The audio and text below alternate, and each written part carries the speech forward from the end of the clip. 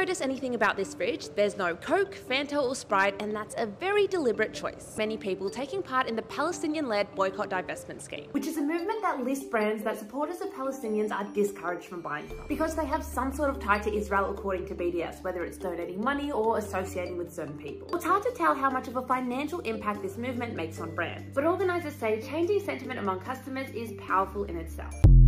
Ladies and gentlemen, welcome back. So we're nearly at Christmas.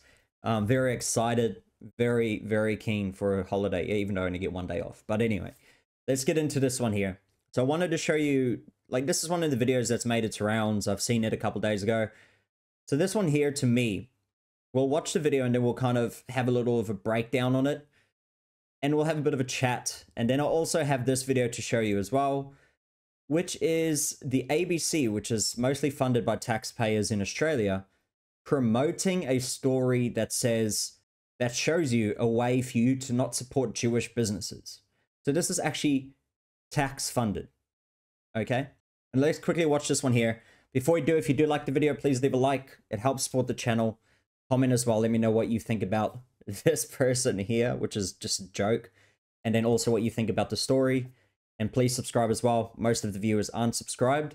So if I have earned it, hit the subscription below and you'll be able to see my videos. Things that give me gender euphoria, but it gets increasingly more unhinged doing housework. There's just something that's so mommy coded about destroying a mountain of dishes or like crisply folding laundry. Beating men. Not like physically beating men, but like winning against men in like sports or a video game or life itself. Also the color green. I understand that colors don't have gender, but a good green, that's just for the girls, babe. Next, I'm gonna have to say crying. Before I transitioned, I was one of those girls-boys who like never cried, and now it's everyday like clockwork. And honestly, what is girlier than sobbing uncontrollably? Next, doing any activity with the wind in my hair, like running, biking, convertibles, boats, wind tunnels. Okay, those last three I actually haven't experienced, but I imagine the euphoria would be off the chart. Also, reminder that there is an ongoing genocide that we need to be paying attention to, talking about, and calling our reps about. Just because your feed is back to normal doesn't mean the world is back to normal.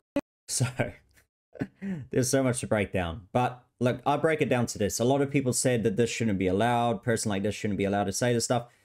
Look, this person obviously has some mental problems. This person obviously is doing this. To me, I think they're doing it as a parody. I think they're doing it to make money, and I think they're doing it to be famous. I mean, you look at the Dylan Mulvaney. This is the exact same replica. Let's be honest, this is just another person who looks like a guy and is a guy, and then deciding that, look, I'm going to make these videos on TikTok, etc., and try and act like a girl and pretty much make fun of everything that women have to go through. So I can see how this is not funny at all, especially if you're a woman, because they're just making fun of you and pretending that they are a woman when they're not. And then I can also see the side of this person who's trying to make money, trying to also make it a career choice, which in my opinion is ridiculous. I think people need to see better than this. This is freedom of speech, right? This here, the only reason why this person is going to keep doing it is because they're making money and people are watching and people are giving them likes. They're getting that little quick dopamine hit, you know? They get these hundreds of thousands of likes and people are sharing their stuff. So they're very happy. They're going to keep doing it, and then they're going to go like a Dylan Mulvaney, who's pretty much gotten to the point where he is now saying that, you know, he's crying himself to sleep.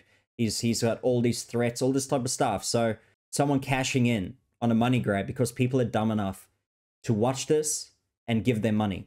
That is just what I think. People need to be smarter. Don't support these sorts of people who are making fun of women and making fun of what it is to be a woman. Now, this is the second story here.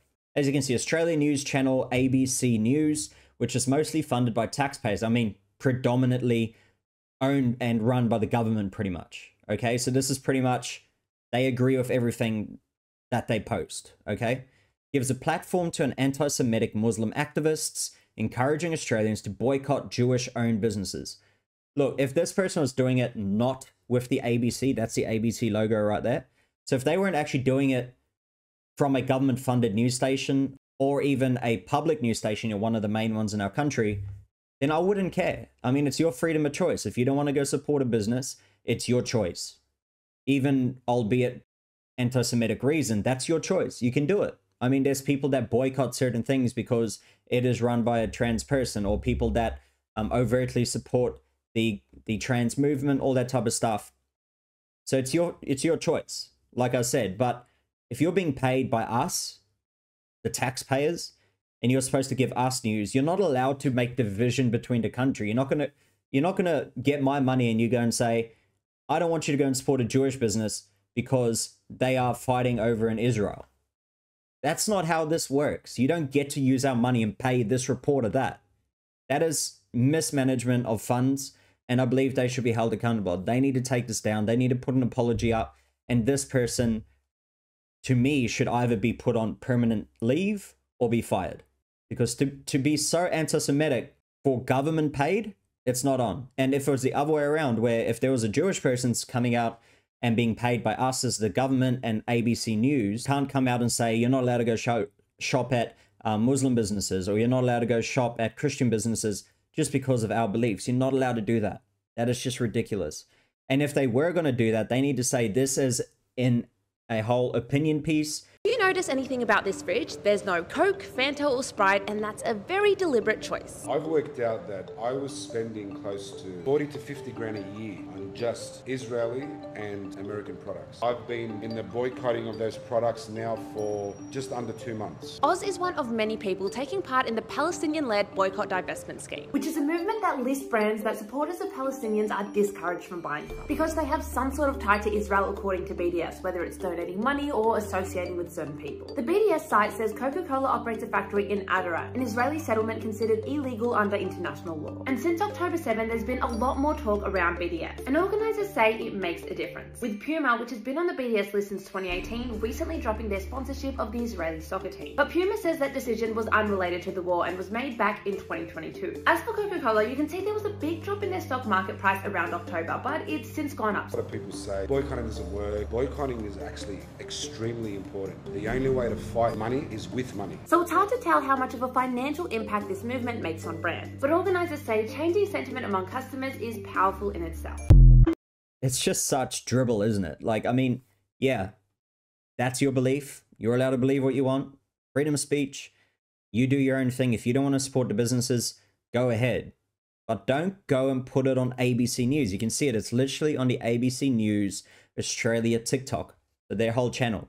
So this pretty much shows me that the ABC News is anti-Semitic because they're paying for people to say not to shop at Jewish businesses. So if you're Jewish, share this video, especially if you're in Australia. Share this video, show your friends. I mean, show your family. This is absolutely insane that they can promote this sort of video. Like I said, if this was not paid for by the ABC News or the government, government funded money, I do not give a heck. You can say whatever you want. And that's what I was going to say. And then I realized this is actually the ABC News, which is insane. But anyway, let me know below what you think. Do you think a government funded news channel should be able to put this sort of crap on there? Let me know below. Like the video if you liked it. And please subscribe as well to see future videos. Thank you for watching.